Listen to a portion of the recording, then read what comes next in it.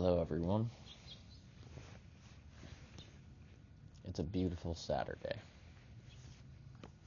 It is a beautiful day. Today, I am going to... It's wondrously peaceful right here, right now.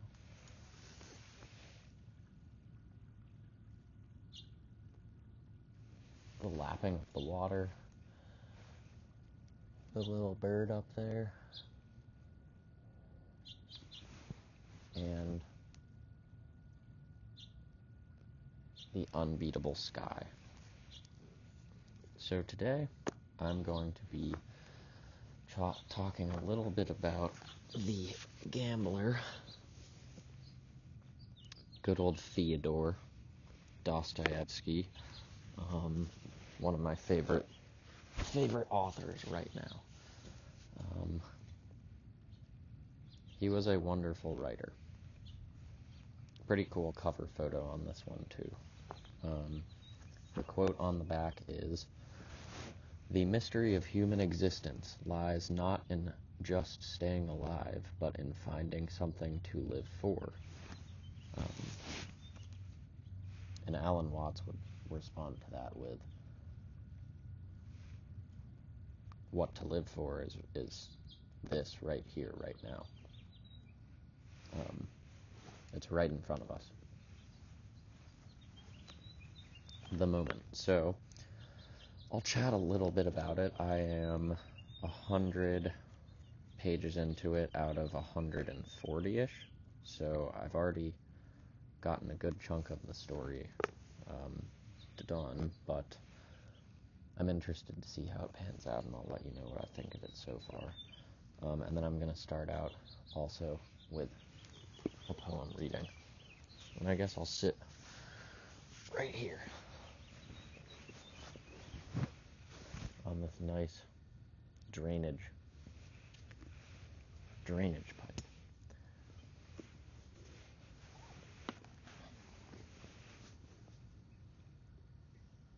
I want to get all of the sun that I can.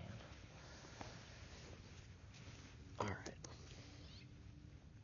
Let's see here.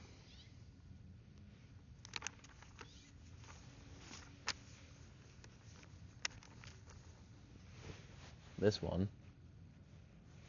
you're going to be shocked. It's untitled. Okay. I wrote this in a class in my social work program, which is, I believe the purpose of the class is to learn about diversity. Which is funny because diversity exists all around us.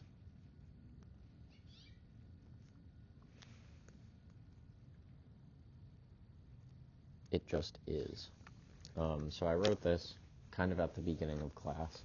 The professor was talking about some troubles she was having. And so far, the class has been shockingly incredible, to the point where I never would have expected it to be this way. Mostly in the sense of random students that I know, myself included, being able to courageously speak up about something on our mind in regard to diversity, in regard to the idea.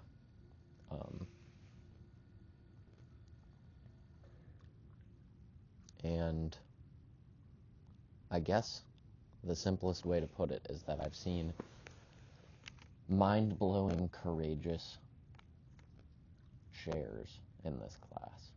Mind-blowingly courageous shares.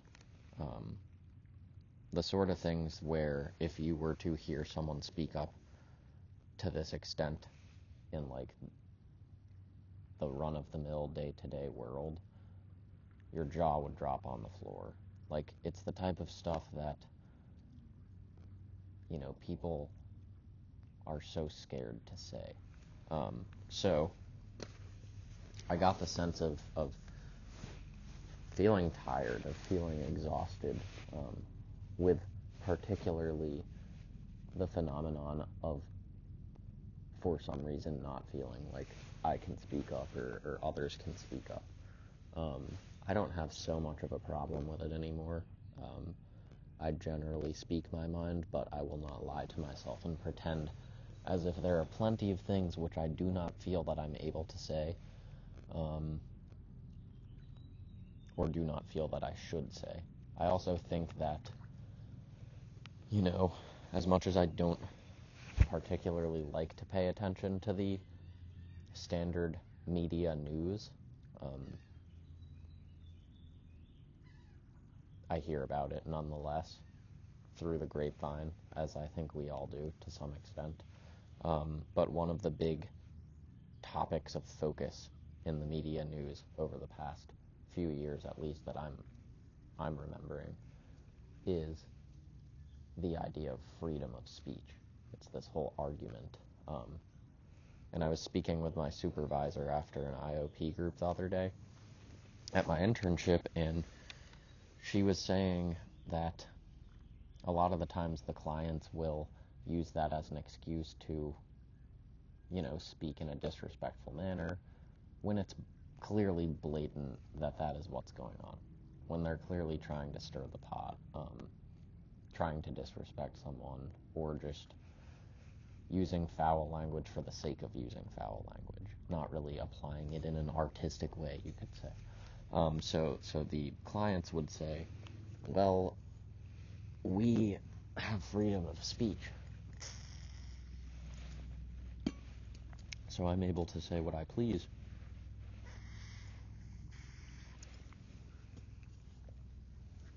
And my supervisor, who I admire a lot because she's very courageous and direct, responded with, yeah, you can say whatever you want, but there are consequences to what you say.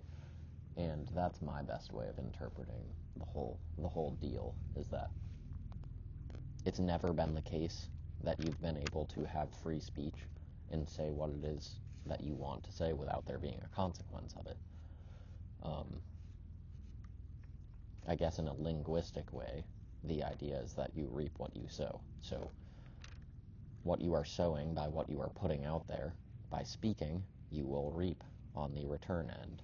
And in the case of an IOP group, when a client comes in and signs a contract for the sake of the process of healing, which is the intention of the group, the result is that they agreed to not use disrespectful language for the sake of, creating a problem.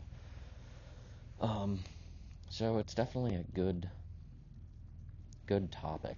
I don't know how much it's going to relate to The Gambler, because The Gambler is largely, if you could guess, about gambling and gambling addiction, and how it's affected human beings.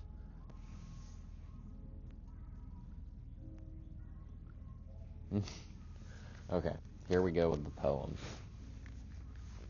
I feel the tired seep consistently into the mesh of day-to-day, minute-to-minute experience. We all are becoming painstakingly tired. What is happening? The question at the top of the stack. Is it that we have so lost sight of who we are, or is it that we have yet to see the focused picture?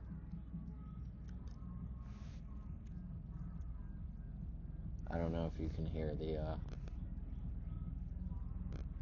boat dance party over there. I don't know where it's coming from, but it's distracting me.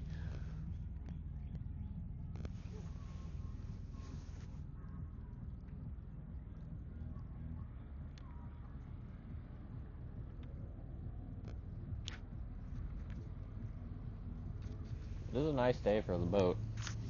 It's like, I think it's like 55 degrees. I'm gonna restart this, by the way, when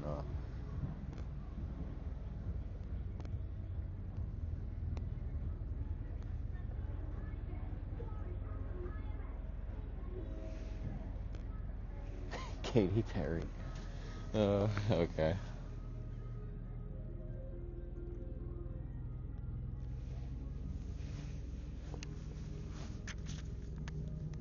It's still peaceful. Alright, here we go. Untitled. I feel the tired seep consistently into the mesh of day-to-day, minute-to-minute experience. We all are becoming painstakingly tired. What is happening? The question at the top of the stack. Is it that we have so lost sight of who we are, or is it that we have yet to see the focused picture? With a multitude of reminders, experiences, abounding proof, we fail and fail some more to exclaim, "It is me." When evil is not allowed, then why would anyone admit to participating in it?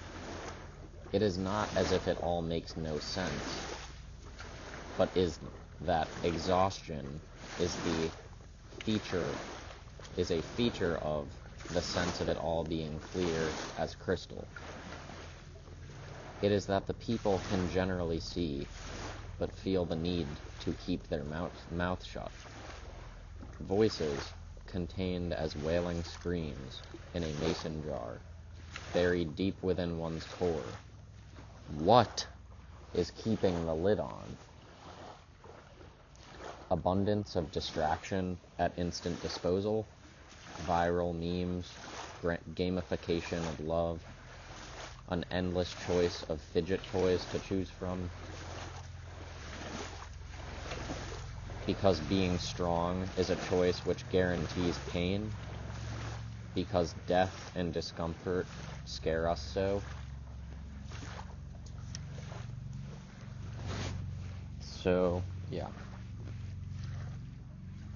Went from being distracted by the boat and the music to being distracted by the boat's wake.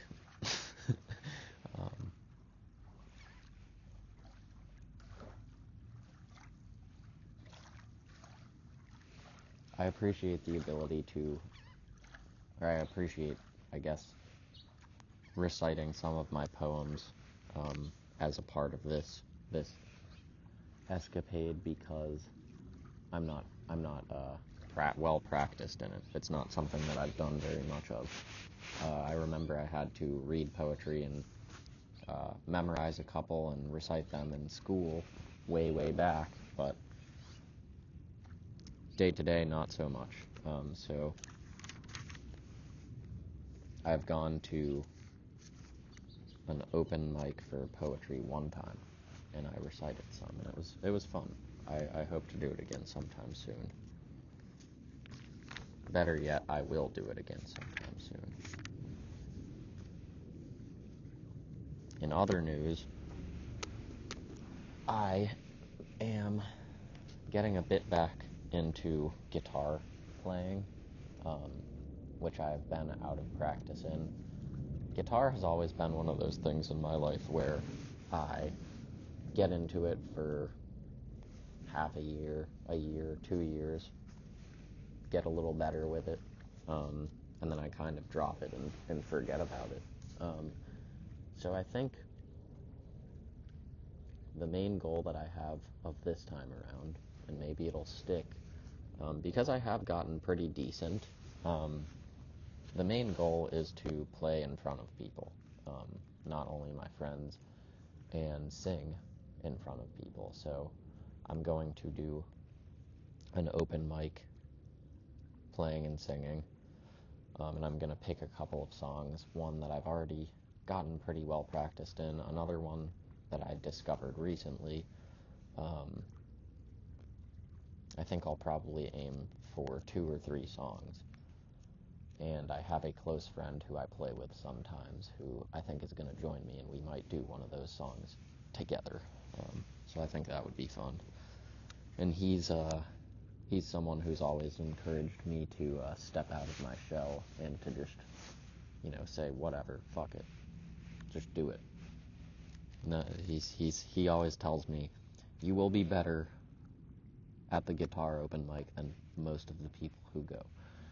It's just like, I don't know about that, but I guess maybe I'll find out one day.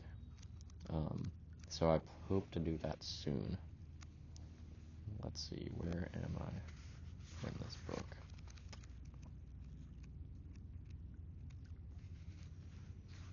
Yeah, I don't have much left. I have like 30 pages left. So this book works wonderfully for me. Not in the sense that I am familiar with gambling, because I have gambled before. I've been to casinos before 2 or 3 times. I've seen my parents gamble, rarely. I had a couple of friends in college who were gamblers. One of them was savant-esque when it came to mathematics. He would get on his laptop and he would enter a room of poker with a number of people, and he would take all of their money, and then they would reload their balance, and he would take more, and they would be fighting over chat, and kind of like I don't know, it was wild, but he was the type of person who you could kind of throw any math equation out there, like any square root problem, a complex multiplication or division problem, and he would just kind of have the answer immediately, and it was always correct. So I've been in a place before where I saw gambling as something which I could get good at. I actually had a friend in undergraduate whose dad is a professional gambler, and that's how he makes a living. So it's pretty interesting, but I'm gonna read some of this book, and I'll tell you a little bit more about it after I get some in.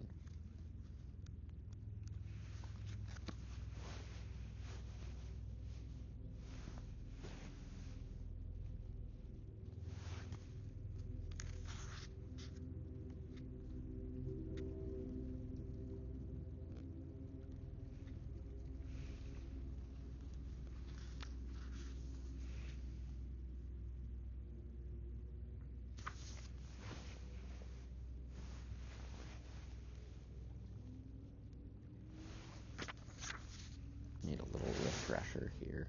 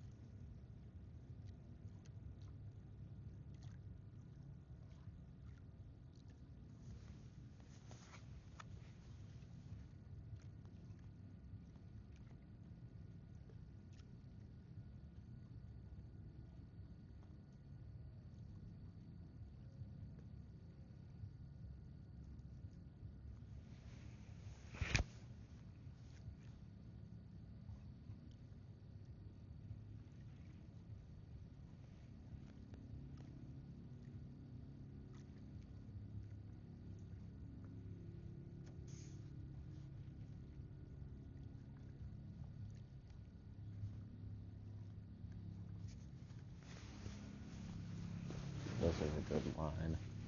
Sometimes it happens that the most insane thought, the most impossible conception, will become so fixed in one's head that at length one believes the thought or the conception to be reality. Yeah. A big theme in addiction. A big theme of humanity.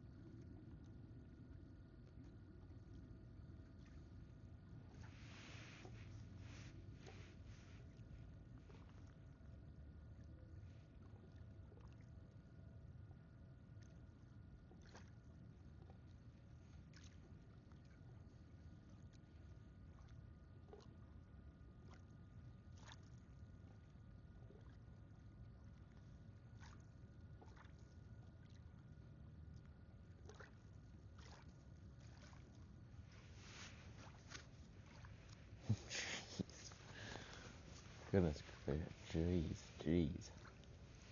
It's so feverish. I have like 15 pages left. And out of 140 pages, the first 100 were slow building, but in his style, so eloquently written that the slow building is exciting to read. But wow, like the past 25 pages that I read were just like, what is going on?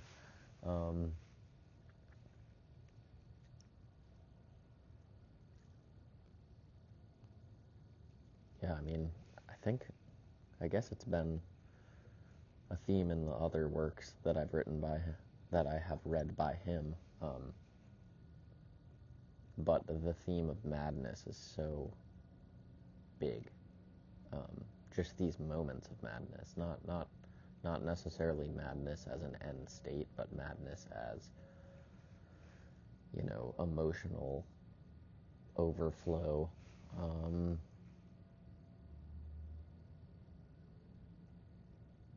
Yeah, I mean, really, it's just everywhere. And it is.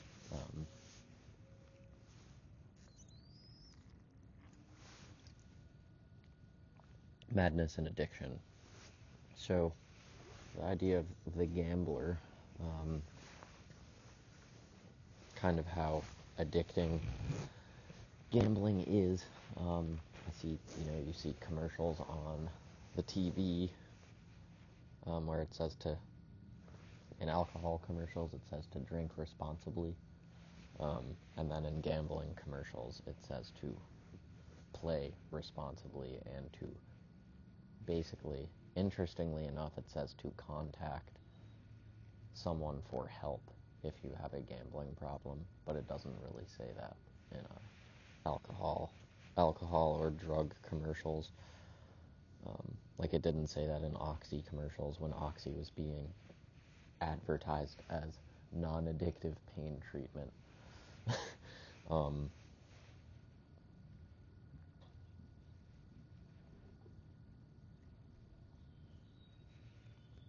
There are plenty of good themes in that book. Themes of characters not knowing what they want. Themes of characters really knowing what they want, or what they believe that they know that they want. Because I find that in life what I want aligns with my beliefs. So as my beliefs change, my desires usually seem to change too. Yet, there also is the reality where the desires of the past beliefs still overflow. Like, I guess, in regard to addiction, like a craving for something that you've already given up would be a desire of past beliefs, like coming back to haunt you, I guess. But wow. Yeah, that's a pretty cool one. And for it to be, like, the last novel I read by him, I think was about 500 pages, or maybe 350. It was Notes from a Dead House. And then the one before that was Crime and Punishment, which I think was 500 something. Not so much in my common nature. I have put off his largest one that I'm aware of, The Brothers Karamazov, which I think is 800 something. I really look forward to reading that one because I think madness is definitely another pertinent theme in it. But this one's been easy to read as far as his prose goes.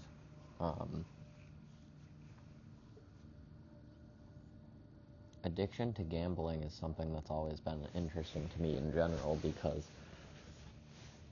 I've been in treatment programs where I was in a program with someone who was a gambling addict, and I would ask myself, how is it possible that you're experiencing the same thing that I am?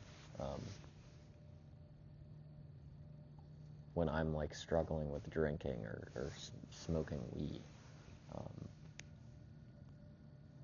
It didn't make sense to me. I felt like it was kind of BS.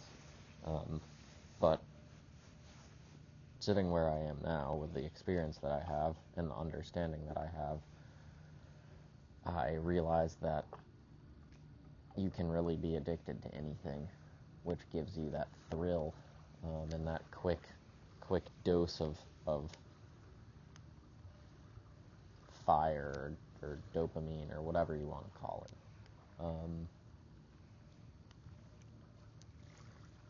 So it's interesting.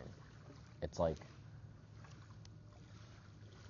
the desire for wealth is so widespread, and like it's so easy to pretend like it's not important to us or something that we don't put on our list, but it goes out the window when there's no money left. So I guess built into the whole financial thing is that it's always so hard to get to a point where you feel that you have enough, because as time goes on, we see that the distribution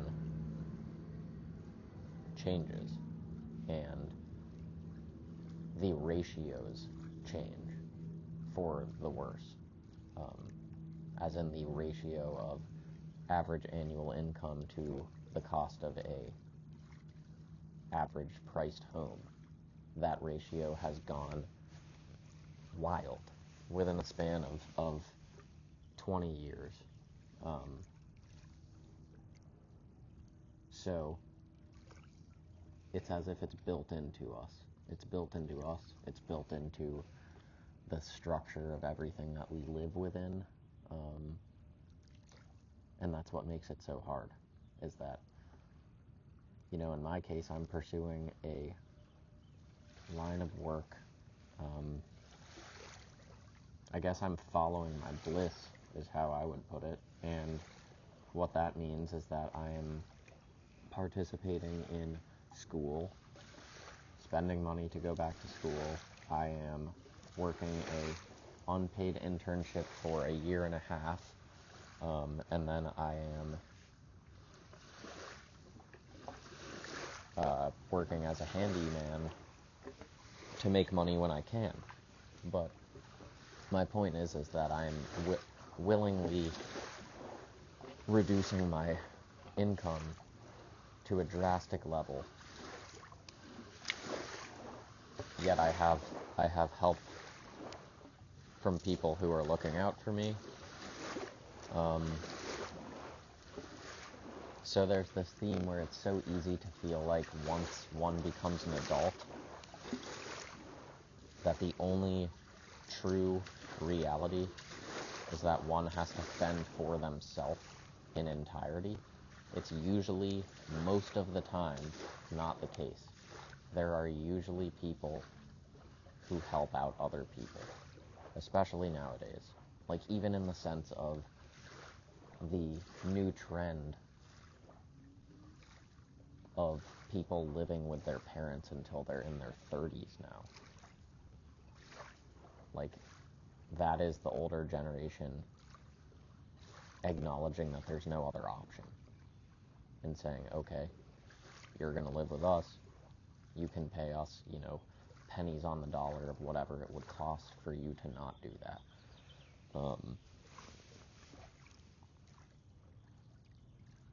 I guess the main idea is that it's becoming necessity for people who control, for a large majority of people who control a lot of wealth, to give deals to people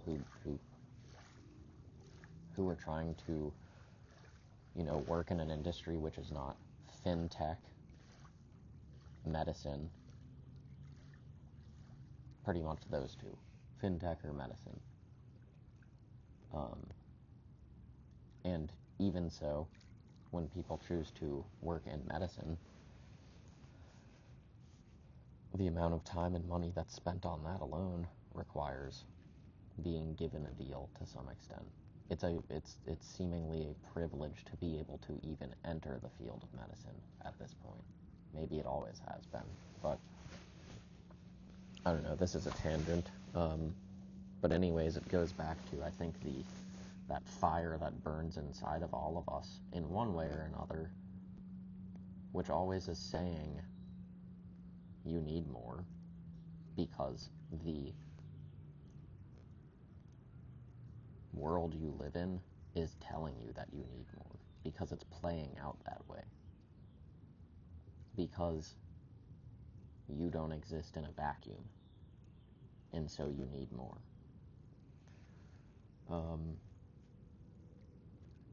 So I guess it's the whole idea of gambling, how you can put down this amount of money and win or lose such a massive amount, how you can get so much or lose so much in such a short amount of time.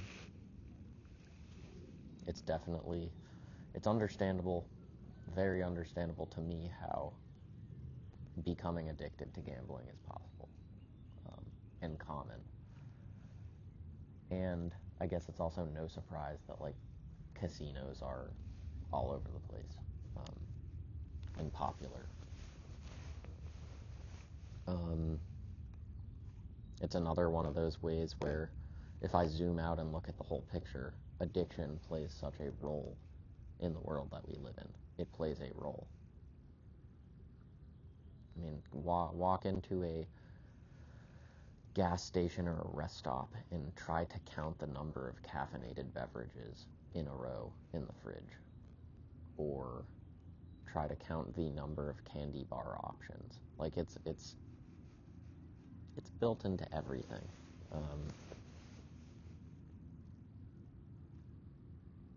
So, as I've said before, I'm grateful to be able to acknowledge myself as an addict, or, I guess I like to look at it in this way now, that I acknowledge myself as a human being in the same way.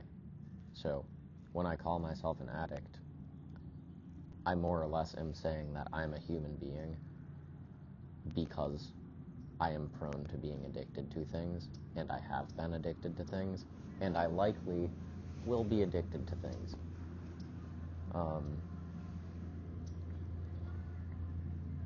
Whether it be emotions, reactions,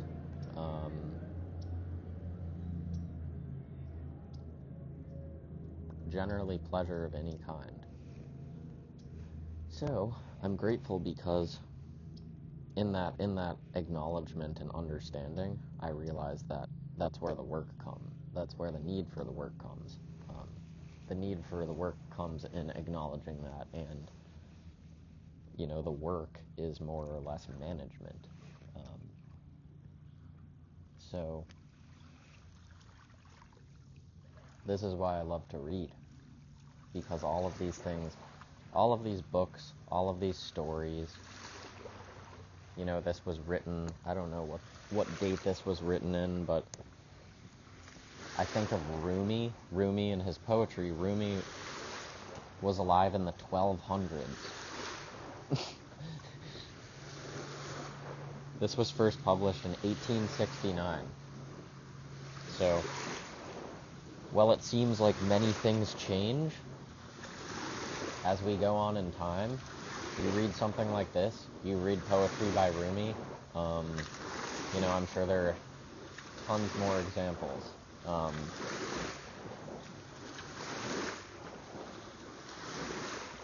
And you realize that we don't change in our characteristics. Like, as Carl Jung would say, we are comprised of the archetypes, and those don't change as time goes on. It just changes what changes is how we portray them, and how we embrace them and carry ourselves through life. in the sense of displaying them. So yeah, this is what it means to be a human being to me, and it teaches me about that. Like, reading is learning about myself in the moment. Reading is learning about myself through the author's experience. Reading is thinking to myself in not a literal way, but figuratively in a way where I acknowledge that I could have been the author of any of these stories. And perhaps will be the author of numerous in the future. But that's where I stand for today. And it's beautiful. I got this folding little simple chair called a Crazy Creek coming in the mail soon. I'm excited for that, for these sorts of videos, because I definitely sit on some uncomfortable stuff, but it's all good. Anyways, until next time, I don't think I ever really gave a final description of my experience with Gravity's Rainbow, but that book was one that I probably will come back to again at some point. Whether I read it again or if I just kind of talk about it for a bit.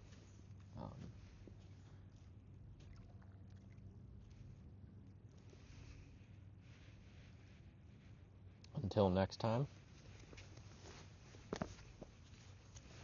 be grateful. Much love.